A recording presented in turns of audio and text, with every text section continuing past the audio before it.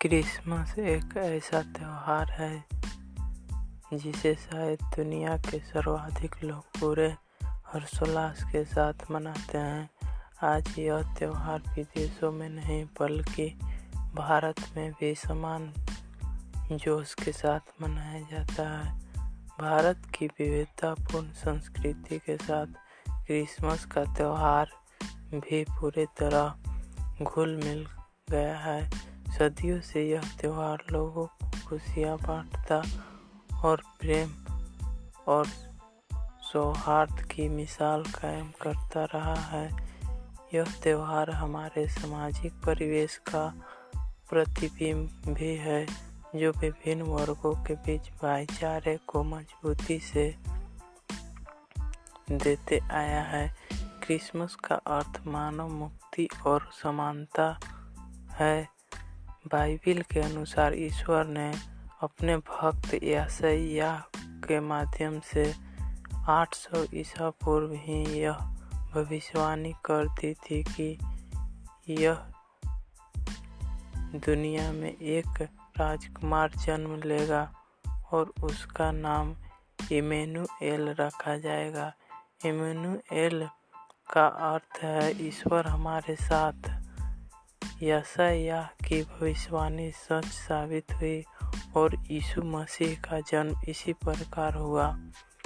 बालक यीशु के जन्म की सबसे पहली खबर इस दुनिया के सबसे निर्धन वर्ग के लोगों को मिली थी। वे कड़ी मेहनत करने वाले गरीबों थे। सर्दी की रात जब उन्हें यह खबर मिली तो वे खुले आसमान के नीचे खतरों से बेखबर सोती हुई अपनी भेड़ों की रखवाली कर रहे थे। एक तारा चमका और स्वर्गदूतों के दल ने गरीबों को खबर दी कि तुम्हारे बीच एक ऐसा बालक ने जन्म लिया है जो तुम्हारा राजा होगा।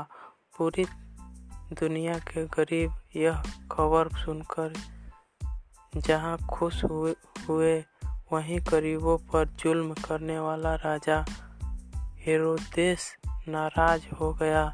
उसने अपने राज्य में 2 वर्ष की उम्र तक के सभी बच्चों को कत्ल करने का आदेश जारी कर दिया ताकि उसकी सत्ता को भविष्य में किसी ऐसा राजा से खतरा न रहे।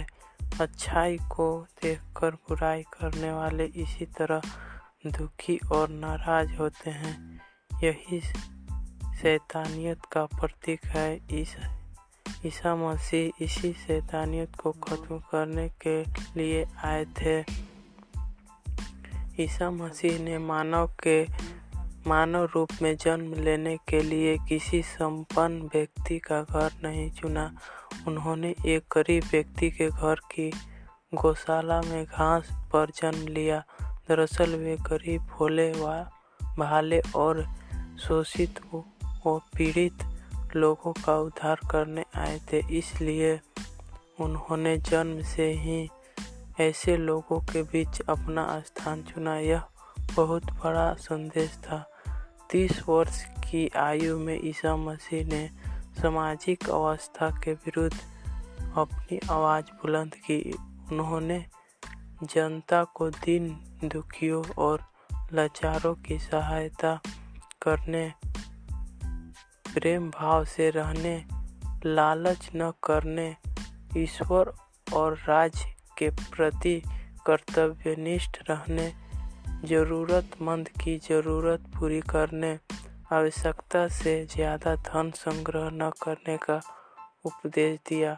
आज ईसा मसीह के दिए हुए उपदेशों और संदेशों की प्रासंगिकता बहुत ज़्यादा है, क्योंकि भले ही सामाजिक बुराइयों ने अपना रूप बदल लिया हो, लेकिन वे आज भी समाज में विद्यमान हैं और गरीबों, लाचारों, शोषितों, पीड़ितों और दलितों को उनका शिकार होना पड़ता है।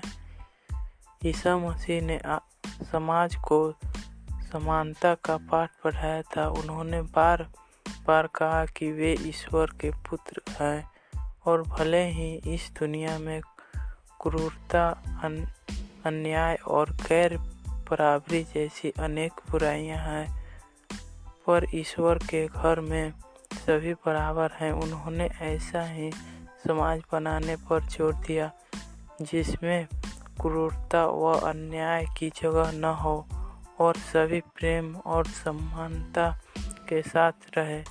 ऐसी ही एक कहानी बाइबिल में आती है जो एक सामरी संप्रदाय की स्त्री की है।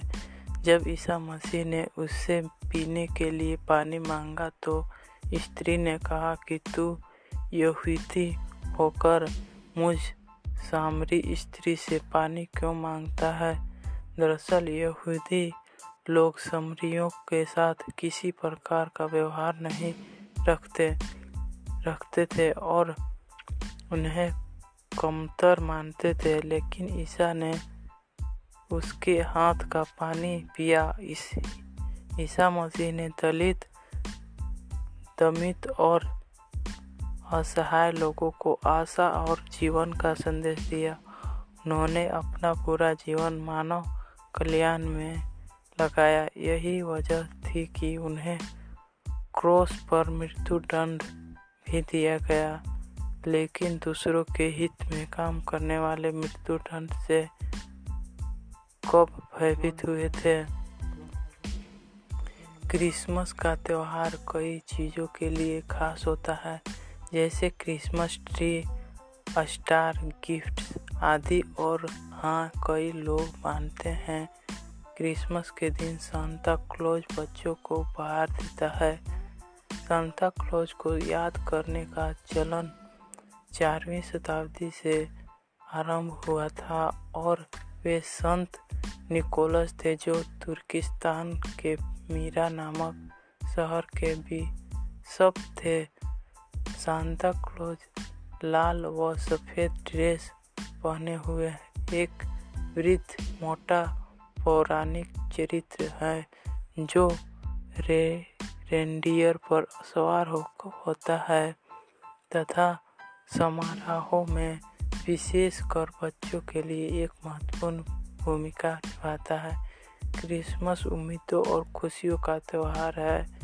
ईसा मसीह का जीवन और उनके उपदेश आज भी इसलिए प्रासंगिक हैं क्योंकि आज भी अमीर गरीब, जातिवाद और सामाजिक विसंगतियों समाज में मौजूद हैं। जब हम अपने आसपास नज़र डालेंगे और गरीब व लाचार लोगों के दुख दर्द को समझेंगे और ईसा मसीह की तरह अपनी कोशिशों से उनके चेहरे पर थोड़ी सी मुस्कान लाएंगे, तभी हमें क्रिसमस की वास्तविक खुशियाँ मिलेगी।